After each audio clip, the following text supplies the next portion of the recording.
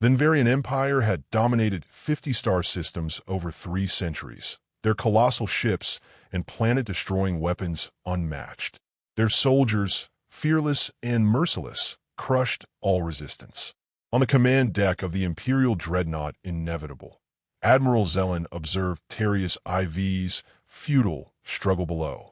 His forearms rested behind his back, his compound eyes fixed on the view screen. The planet's defenses crumbled predictably. Status report, Zelen rasped, voice like dry leaves. Subcommander Vextra, her exoskeleton clicking, approached and bowed. Orbital defenses at 20%. First wave breached the atmosphere. Ground resistance minimal. Zelen's mouthparts twitched in a grim smile. Time to surrender? 3 hours, perhaps 4, Admiral, Vextra replied. Acceptable. Prepare assimilation protocols. This was the Nvarian way. Invade, conquer, assimilate survivors into their hive. No planet had ever repelled them. Suddenly, the sensor officer interrupted. Admiral, a transmission from the system's edge. Zelen's eyes narrowed. Distress call? No. A warning in an unknown language, not from Terrius. The view screen revealed a sleek, unfamiliar ship fleeing at high speed. Zelen ordered translated. The message appeared. Attention hostile forces. This is Scout Vessel Aurora, United Earth Alliance. We witnessed your attack. You are warned. Zelen clicked in amusement. They warn us. Admiral Zelen dismissed the warning with a wave of his upper right arm. Scan that vessel, he ordered. Vextra's console hummed. Small scout ship, minimal weapons, fast engines for life forms aboard. Destroy it, Zelen commanded. It's already jumped to faster-than-light speed, Vextra reported. Zelen's mandibles clicked dismissively. No consequence. Another species to learn its place. He refocused on Terrius IV. Continue the invasion. As predicted, the planet fell in just over 3 hours. Its people assimilated into the Nvarian hive. The Empire plotted its next 10 conquests, unstoppable in its galactic march. Meanwhile, at the edge of known space, Lieutenant Frank Mason piloted the Aurora back to Earth. Engines pushed to their limits. The crew, tense yet resolute, prepared for their final jump. 30 seconds, Frank announced. Captain Lisa Reeves, exhaustion etched under her eyes, nodded. The crew hadn't slept well since witnessing Terrius IV's fall. I can't believe it, said Jeff Holland, communications officer. 6 billion gone just like that. Lisa's jaw tightened. They've done it 50 times. Science officer Diane Shin added. The Nvarians are a hive species, highly organized. No negotiations. Lisa's voice hardened. Earth must know. The Aurora emerged near Earth's defense perimeter, ready to deliver its dire warning. The Aurora emerged near Earth's outer defense perimeter, greeted by a stern hail from Border Command. Scout Vessel Aurora, you're 3 weeks early. Explain. Captain Lisa Reeves responded. Authorization Sierra 97 Delta. We witnessed an alien species conquering Terrius IV. Request emergency meeting with the Security Council. After a pause, clearance was granted for Earth Defense Station Alpha, where Admiral Joe Garcia waited. A veteran of the Proxima Centauri conflict, Garcia's face grew grim as he viewed the Aurora's recordings. How many ships in their fleet? He asked. At least 200, Lisa replied. Their dreadnought alone rivals our largest station. Garcia studied the tactical display, noting the Nvarians' advanced energy weapons. Diane Shin interjected. Their expansion suggests they'll reach human space in 6 months. Garcia straightened. The Council must see this. The next day, the Security Council watched in stunned silence as Nvarian ships obliterated Terrius IV's defenses. Councilor Olivia Martinez noted their mercilessness, while Ben Thompson suggested their hive mentality made diplomacy impossible. Garcia urged, mobilize the fleet. Expedite shipyard production. Councilor Ryan Foster hesitated. War footing. Garcia's reply was firm. Survival. The council voted unanimously, launching humanity's largest military buildup to face the Nvarian threat. Humanity's shipyards roared to life, working tirelessly to bolster the fleet. Reserve officers were activated, and training programs accelerated. On the bridge of the newly commissioned USS Defender, Commander Eric Wells reviewed his orders. The Defender, packed with experimental weapons and defenses, was among Earth's most advanced ships. Lieutenant Amber Garrett, the new tactical officer, reported for duty. "Graduated top of my class, sir," she said. Eric nodded. "We'll need the best." Their mission: establish a defense line at Proxima Centauri. "Can we stop them?" Amber asked, studying the Nvarian data. Eric gazed at the stars. They've never faced humans. 3 months later, the human fleet grew stronger, with new ships joining the Proxima line. The Nvarians had conquered 2 more systems, edging closer. Aboard the Defender, Eric received new orders from Admiral Garcia. "Move to the Yao Arcturus system," Amber relayed. "Intelligence predicts Nvarian movement there." The mission was to observe, not engage, using stealth systems to gather data. Eric ordered Chief Engineer Brad Miller to ensure full stealth capability. As Amber hesitated, she voiced their shared fear. "We'll be the first to face them directly." Eric's resolve was firm. "Let's ensure we're not the last." The Defender prepared for its perilous mission. The USS Defender dropped from faster-than-light travel at the edge of the Arcturus system, its stealth systems cloaking it among 2 habitable planets with weak defenses. Commander Eric Wells ordered the ship positioned near the outer asteroid belt to mask its signature. For 3 days, the crew waited, tension mounting as they monitored frightened colony chatter about Terrius IV's fall. On the 4th day, alarms blared. Multiple ships dropping from FDL, Lieutenant Amber Garrett reported, her voice steady. The view screen revealed 20 angular, insect-like Nvarian ships, led by the massive dreadnought Inevitable. Eric recognized it from the Aurora's recordings. "Begin recording everything," he ordered, eyes fixed on the alien fleet's coordinated advance toward Arcturus II's colony. The Nvarians disabled orbital platforms with precision, landing ground forces that overwhelmed the settlement in an hour. "Distress calls from the colony," Communications Officer Kelly Wright said, her voice tight. "They're begging for help." Eric gripped his chair, bound by orders to observe only. The tactical display showed Nvarian troops moving like insects, fearless and expendable.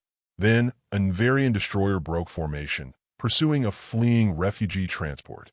Eric's heart sank. 20 families faced death. Against orders, he decided, bring weapons online. Intercept course. The Defender surged forward, ready to act. The USS Defender roared from its hiding place, engines flaring as it raced to intercept the Nvarian destroyer targeting the refugee transport. Commander Eric Wells stood resolute. "Target their weapon systems," he ordered Lieutenant Amber Garrett. The Defender's main guns fired, energy beams striking the alien ship with precision. Explosions crippled the destroyer's weapons. "Direct hit," Amber reported. Eric opened a channel to the transport. "This is Commander Wells. Prepare for emergency docking." The damaged Nvarian ship turned to face them, secondary weapons powering up. "Evasive maneuvers," Eric commanded as Lieutenant Sam Cooper deftly piloted the Defender through enemy fire. The view screen split, revealing the main Nvarian fleet. Several ships now approached their position. "They've noticed us," Security Chief Paul Evans said grimly. Eric ordered the transport's evacuation. For minutes, Kelly Wright estimated. Amber warned, 3 Nvarian vessels closing fast. Eric's jaw set. "Once civilians are aboard, set course for Earth, maximum speed." The crew worked swiftly, aware their actions had cost Earth's element of surprise. Yet, they had achieved the unprecedented, a successful strike against the Nvarians. As the transport's last refugee boarded, the Defender prepared to flee, its crew bracing for the consequences of their defiance. On the Inevitable's command deck, Admiral Zelen watched the recording of the human ship's attack for the 3rd time. The USS Defender had damaged a Nvarian destroyer and escaped with the refugee transport. An unprecedented defiance in 3 centuries of conquest. "Play it again," Zelen ordered, his compound eyes narrowing. The human vessel's precise attack and swift retreat replayed, showcasing skill, not luck. "What do we know about this ship?" he asked. Sub-Commander Vextra presented a datapad. "No known design match. Their energy weapons are unique." Zelen's mandibles clicked. "And these humans? From a Sol system, not a major power," Vextra replied. "This ship may be their best." Zelen wasn't convinced. The Defender's tactics suggested a formidable foe. Alter course, he commanded abruptly. We proceed to their home system. Vextra's mandibles clicked in surprise. Our planned conquests, Admiral. They wait, Zelen said. These humans must learn the cost of defiance. Meanwhile, the Defender raced toward Earth, its engine strained, carrying 23 rescued refugees. In the medical bay, Dr. Judy Ross tended to frightened families. A young girl approached Commander Eric Wells. You saved us, she said. Eric knelt, deflecting praise. My crew did. Her mother, tearful, added, no one fights the Nvarians. Eric nodded, uneasy, knowing his actions had revealed Earth's strength. Commander Eric Wells left the Defender's medical bay, summoned by a priority message from Admiral Joe Garcia. On the bridge, Garcia's face appeared grave. Commander, your actions violated orders, he said. Eric stood tall. I take responsibility, sir. Garcia continued. Yet, your data on Nvarian capabilities is invaluable, and you saved 23 lives. Eric braced for reprimand, but Garcia revealed grim news. The Nvarian fleet has changed course. They're heading for Sol in 3 weeks. The bridge crew froze. Earth was now the target. Orders, sir? Eric asked. Garcia leaned forward. You fought them and won. Delay their advance by any means. Eric acknowledged the daunting task.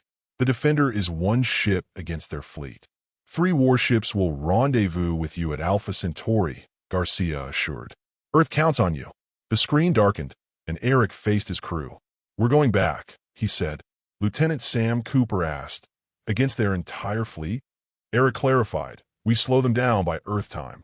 Lieutenant Amber Garrett offered tactical insights. Their targeting struggles with rapid maneuvers. Chief Engineer Brad Miller suggested shield enhancements. Eric felt pride in their resolve. Set course for Alpha Centauri. Maximum speed, he ordered, ready for the fight ahead.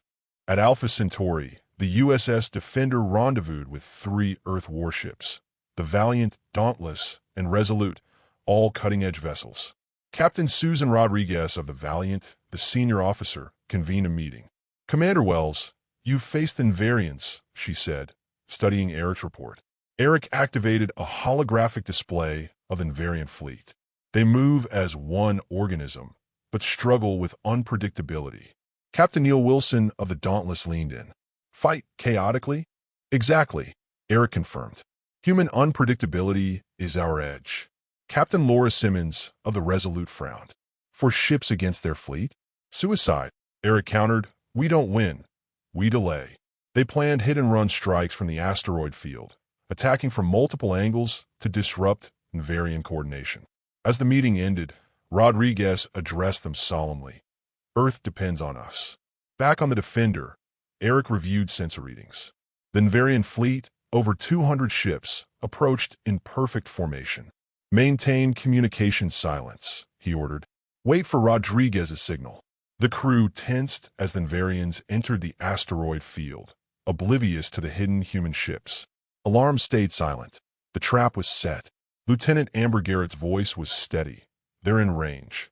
Eric gripped his chair, heart pounding, as humanity prepared to challenge an empire. The Nvarian fleet glided through the asteroid field, their angular ships navigating with precision. On the USS Defender, Commander Eric Wells watched the tactical display, awaiting Captain Rodriguez's signal. Suddenly, 3 light flashes from the Valiant broke the silence. Signal received, Communications Officer Kelly Wright confirmed. All hands battle stations, Eric ordered. The Valiant emerged, firing on 2 Nvarian cruisers, damaging their engines. The Nvarian fleet turned toward the threat, but Eric seized the moment. Now, he commanded. The Defender surged forward, targeting the rear of the alien formation. Its weapon struck true, crippling several ships. The Dauntless and Resolute attacked from opposite angles, their unpredictable strikes shattering the Nvarians' cohesion. It's working, Lieutenant Amber Garrett said, astonished. They can't handle multi-directional attacks. The Nvarians' hive mind coordination faltered, ships hesitating as they faced chaos. Eric pushed forward. Phase 2. The human ships weaved through asteroids, firing and vanishing. Nvarian return fire hit rocks or empty space. On the inevitable, Admiral Zelen's anger grew. Target the lead human vessel, he barked. Energy beams pummeled the Valiant's shields. "They're taking heavy fire," Kelly reported. Eric made a snap decision. Support the Valiant. Target their attackers. The Defender raced into the fray, guns blazing. The USS Defender charged toward the Valiant, its weapons firing relentlessly at the Nvarian ships hammering Captain Rodriguez's vessel. The Dauntless and Resolute joined, their combined firepower easing the assault on the Valiant. Valiant reports shield failure, Communications Officer Kelly Wright announced, her voice tense. "They're taking hull damage." Commander Eric Wells ordered, "Tell Rodriguez to withdraw. We'll cover." The Valiant limped away, trailing debris, as the three remaining human ships formed a protective screen. Lieutenant Amber Garrett warned, "Nvarians are regrouping. They're adapting." The tactical display confirmed it. Alien ships moved with newfound initiative, breaking formation to pursue individual targets. "They're learning," Eric noted grimly. Phase 3. The human ships deployed electromagnetic pulse devices, flooding the asteroid field with false sensor readings. Nvarian ships slowed, firing at ghosts, their sensors overwhelmed. "It's working," Chief Engineer Brad Miller reported. "Their targeting is scrambled." Eric seized the chance. All ships fall back to secondary position. The human fleet slipped away, regrouping at a safe distance. The Valiant was crippled, its hull breached. The Dauntless and Resolute bore moderate damage, while the Defender had minor system issues.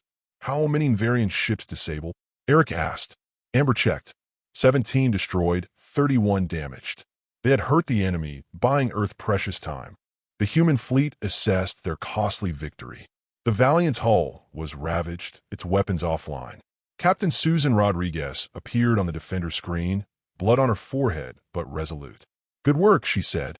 "The Nvarians are stalled, confused by our jamming." Captain Neil Wilson asked, "How long until they recover?" "Hours, maybe a day," Rodriguez replied. "But the Valiant can't fight. Engines and life support are failing." Commander Eric Wells weighed options. "Captain Simmons, can the Resolute escort the Valiant to Earth?" Laura Simmons nodded. "Yes, but that leaves you and the Dauntless alone." "2 ships are enough," Eric said. "We'll keep harassing them." Rodriguez gave a solemn nod. "Good luck, Wells. No risks." The Resolute and Valiant began their retreat, leaving the Defender and Dauntless among the asteroids. On the Defender's bridge, silence hung heavy. They had survived, but the next fight loomed harder. "Will Earth be ready?" Lieutenant Amber Garrett asked quietly. Eric studied the disorganized Nvarian fleet on the display. "Every hour we delay them helps," he said. "Time is our gift to Earth." He addressed the crew. "Rest now. When Nvarians move, we'll be ready for round 2. Determination steeled the crew for the battles ahead.